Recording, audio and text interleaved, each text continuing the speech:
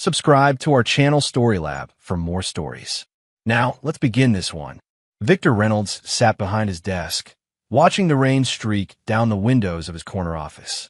At 45, he had built Reynolds Medical Technologies from the ground up, transforming it from a small medical device startup into a pharmaceutical empire.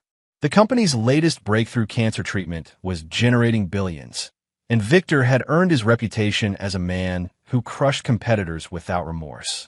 "Mr. Reynolds," his assistant's voice crackled through the intercom. "Your wife is on line 1. Victor's jaw tightened. He picked up the phone. "Melanie, what is it?" "It's Cassidy." Melanie's voice trembled. "The hospital called. She's taken a turn for the worse." Victor's hand gripped the phone until his knuckles turned white. Their 19-year-old daughter had been battling a mysterious illness for months. What had started as fatigue and unexplained bruising had progressed into something debilitating, confounding every specialist they consulted. "I'll meet you there," he said coldly, hanging up without waiting for a response. As he drove to Boston Memorial, Victor reflected on the past year. His marriage to Melanie had been disintegrating for some time. They'd met 20 years ago when she was a pharmaceutical researcher and he was building his company. She'd been brilliant, beautiful, and ambitious, qualities that had first attracted him. But lately, something had changed. Strange phone calls, unexplained absences, and a growing emotional distance. Victor wasn't a man who tolerated disloyalty in business or in his personal life. He'd survived a brutal childhood in foster care after his parents died, clawed his way through college on scholarships, and built his empire through sheer force of will. He didn't get where he was by being naive. 3 months ago, he'd hired a private investigator. The evidence was conclusive. Melanie was having an affair with Dr. Landon Thorpe, the leading hematologist treating their daughter. The betrayal cut deep, but Victor wasn't one to act rashly. He was calculating, patient. He would gather more information before deciding how to proceed. At the hospital, Victor found Melanie already in Cassidy's room. His daughter looked worse than when he'd visited yesterday. Paler, thinner, with an almost yellowish tint to her skin. "Dad," Cassidy whispered, managing a weak smile. "How are you feeling, sweetheart?" Victor asked, sitting beside her bed and taking her hand. "The same, maybe worse." Her eyes, so like his own, filled with tears. "They still don't know what's wrong." Victor glanced at Melanie, who was studiously avoiding his gaze. "Where's Dr. Thorpe today?" he asked casually. "He's consulting with the toxicology team," Melanie replied, a slight flush creeping up her neck. "He thinks there might be an environmental factor we're missing." Victor nodded slowly. "I'd like to speak with him when he returns." Later that afternoon, Dr. Thorpe entered the room. Tall and distinguished with salt and pepper hair, he exuded confidence and authority, qualities that Victor recognized as both useful and dangerous. "Mr. Reynolds, Mrs. Reynolds," he nodded respectfully. "I'd like to run some additional tests on Cassidy. Her symptoms are progressing in a pattern that's concerning." "What kind of pattern?" Victor asked sharply.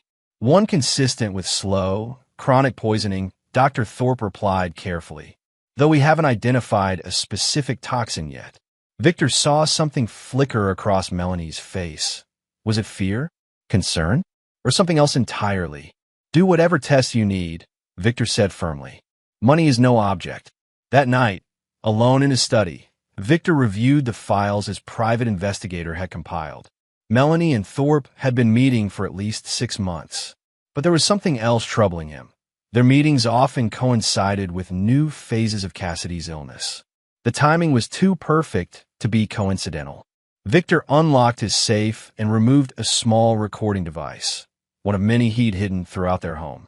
He'd initially placed them to gather evidence of the affair, but now he played back a conversation from 3 days ago that made his blood run cold. "It's taking too long," Melanie's voice said. "Her system is stronger than we anticipated." "We have to be patient," Thorpe replied. "Increase the dose too much, and the toxicology screen will detect it. This has to look natural." "And what about him?" Melanie asked. "Once she's gone, he'll be devastated. Vulnerable. That's when we move forward with the rest of the plan." Victor switched off the recording, his mind racing. They were poisoning Cassidy, his daughter, as part of some larger scheme. His hands trembled, not with fear, but with rage. They would pay. Both of them. But first, he needed to save his daughter. The next morning, Victor arrived at the hospital early, before Melanie. He brought with him Dr. Sofia Rivera, a toxicologist from a competing hospital whom he'd contacted secretly overnight.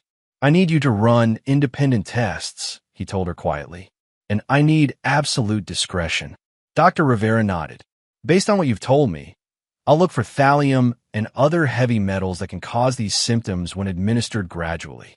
Victor stood watch outside Cassidy's room while Dr. Rivera collected samples. When Melanie arrived 30 minutes later, he manufactured a reason for them to go to the cafeteria, giving Dr. Rivera time to finish her work. "You seem preoccupied," Melanie commented as they sat with untouched coffee. "Our daughter is dying," Victor replied coldly. "How should I seem?" Melanie reached across the table to touch his hand. Victor fought the urge to recoil. "We'll get through this together," she said.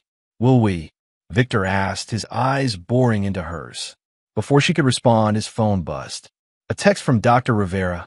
Samples collected. Preliminary results in 6 hours. Later that afternoon, as Cassidy slept, Dr. Thorpe approached them in the hallway. "I'd like to try a new treatment protocol," he said. "It's experimental, but given Cassidy's deterioration, I think it's worth the risk." Victor studied the man's face. What would this protocol involve?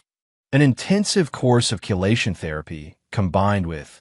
"No," Victor interrupted firmly. "No new treatments until I review all of her current test results and get a second opinion." Dr. Thorpe's expression hardened. "Mr. Reynolds, with all due respect, time is critical here." "Then we don't have time to waste on treatments that might make things worse," Victor countered. "I want copies of all test results and medical records." Today, after a tense standoff, Dr. Thorpe agreed and left to make arrangements. Melanie turned to Victor, her expression a mixture of confusion and alarm. "What are you doing?" she hissed. "Landon is trying to help." "Is he?" Victor asked quietly. "Or is he making her worse?" Melanie paled. "What are you talking about?" "I think you know exactly what I'm talking about." The confrontation was interrupted by Dr. Rivera, who texted that she needed to speak with Victor urgently. He excused himself and met her in an empty consultation room. "Thallium," she said without preamble. "Preliminary tests show elevated levels consistent with chronic exposure over several months. This isn't accidental, Mr. Reynolds. Someone has been deliberately poisoning your daughter." Victor felt sick, even though he'd suspected as much.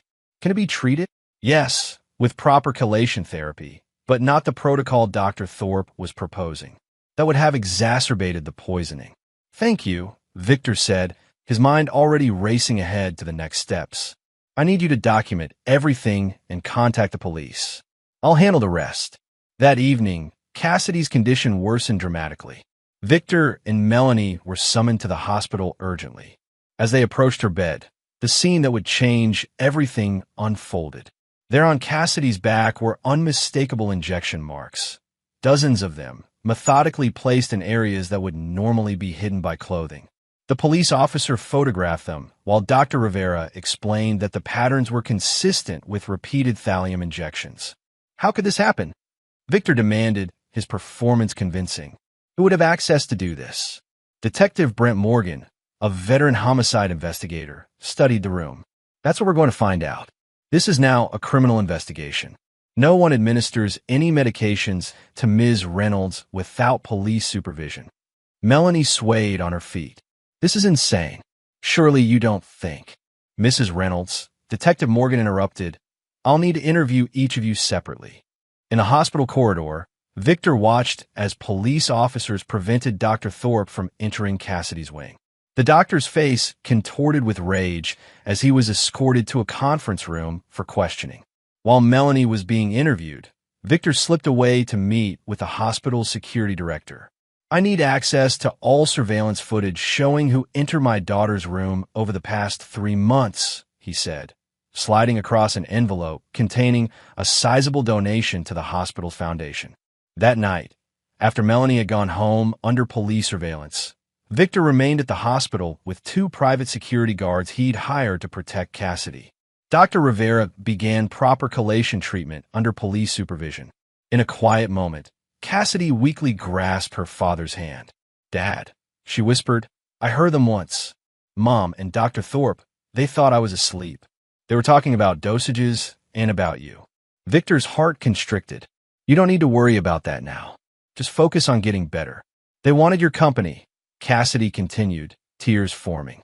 "Mom said once I was gone, she'd inherit her share, and with you distraught, they could push you out during the merger." Victor froze. The Reynolds-Bergman merger, a $30 billion deal that would give controlling interest to whoever held the most shares. If Victor were deemed mentally unfit following his daughter's death, Melanie's inherited shares would be enough to shift the balance of power. "Listen to me," Victor said, his voice low and intense. "They will never hurt you again, and they will pay for what they've done. I promise you that." Over the next week, as Cassidy began to stabilize under proper treatment, Victor set his plan in motion. The police investigation was proceeding, but Victor knew the wheels of justice turned slowly. He had no intention of leaving his daughter's would-be murderers to the mercy of the courts. First, he leaked selective information to the press through untraceable channels. Headlines screamed, "Prominent doctor and wife suspected in poisoning of heiress." Stock in Reynolds Medical plummeted, triggering the poison pill provision Victor had secretly added to the merger agreement, effectively killing the deal and preserving his control. Next, Victor accessed Melanie's private email accounts using passwords he'd obtained months ago. There he found damning correspondence between her and Thorpe, discussing not only their affair, but the details of their poisoning regimen. Victor forwarded these emails to Detective Morgan anonymously. Melanie and Thorpe were arrested and charged with attempted murder. But Victor wasn't satisfied with mere criminal charges. He wanted them destroyed completely. Through his network of contacts, Victor arranged for Thorpe's medical license to be reviewed. Evidence mysteriously emerged of previous patients who had died under suspicious circumstances. The medical board suspended his license pending investigation. For Melanie, Victor had something special planned. Using his resources, he traced the $2 million she had hidden in an offshore account, money she'd siphoned from their joint accounts over years. Rather than reclaim it, he anonymously tipped off the IRS about her tax evasion. Then came the masterstroke. Victor hired former patients of Dr. Thorpe whose family members had died under his care. Using his investigative resources, he helped them build civil cases against both Thorpe and Melanie. By the time he was finished, 10 separate lawsuits had been filed, each demanding millions in damages. But Victor's true vengeance came in a more personal form. As Cassidy recovered, he visited Melanie in jail. "Why?" he asked simply, staring at her through the glass partition. Melanie, looking haggard in her orange jumpsuit, leaned forward. "You were always so focused on your precious company. You never really saw me, what I contributed, what I deserved. So you decided to murder our daughter?" Victor's voice remained eerily calm. "It wasn't supposed to be painful for her," Melanie whispered. "Landon assured me she would just slip away peacefully. Then with my share of the company and your grief, we could take control." "You miscalculated," Victor said flatly. "Not just about me, but about Cassidy. She's stronger than either of us realized." "Victor, please." Melanie's eyes filled with tears.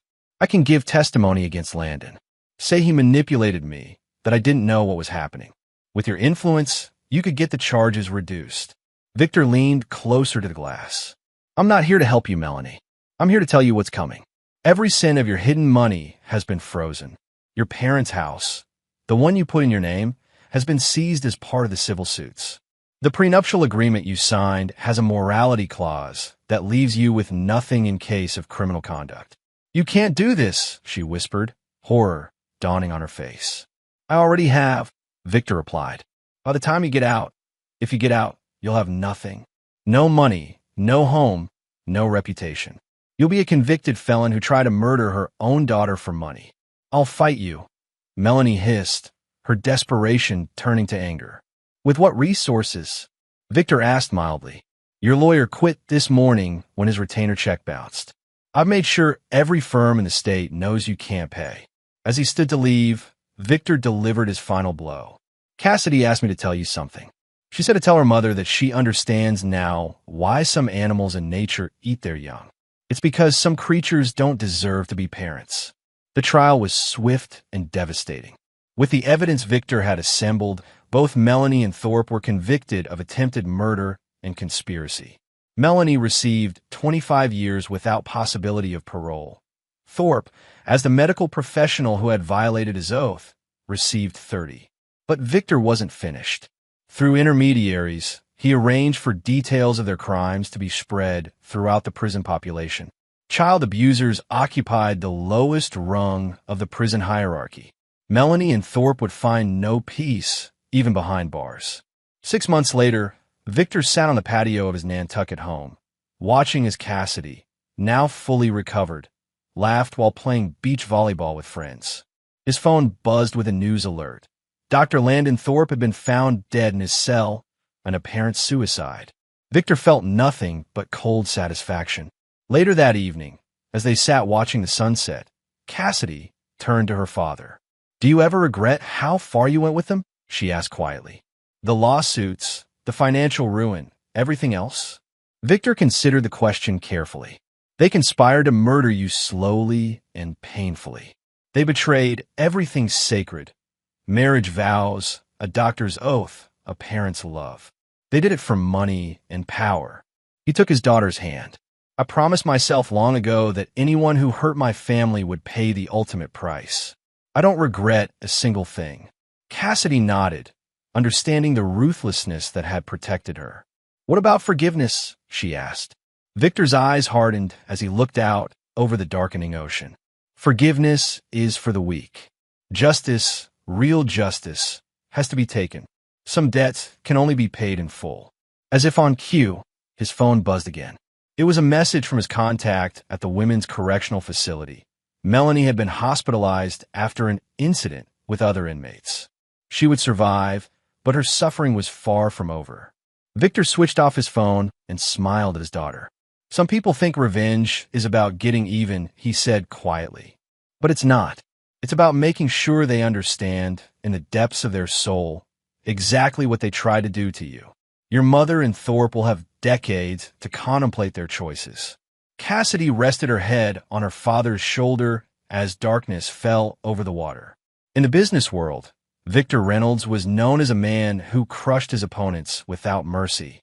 Now Melanie and Thorpe had learned that his personal vengeance was even more terrifying, calculated, comprehensive, and utterly without forgiveness. Victor had not only saved his daughter and protected his company, he had demonstrated once again the truth that had guided his life from the beginning. Those who betrayed Victor Reynolds did not get second chances. They received exactly what they deserved, with interest compounded daily, for as long as he deemed necessary. And in Victor's ledger, some debts could never be fully repaid. This is where our story comes to an end. Share your thoughts in the comments section. Thanks for your precious time. If you enjoyed this story, then please make sure you subscribe to this channel. That would help me a lot. Click on the video you see on the screen, and I will see you there.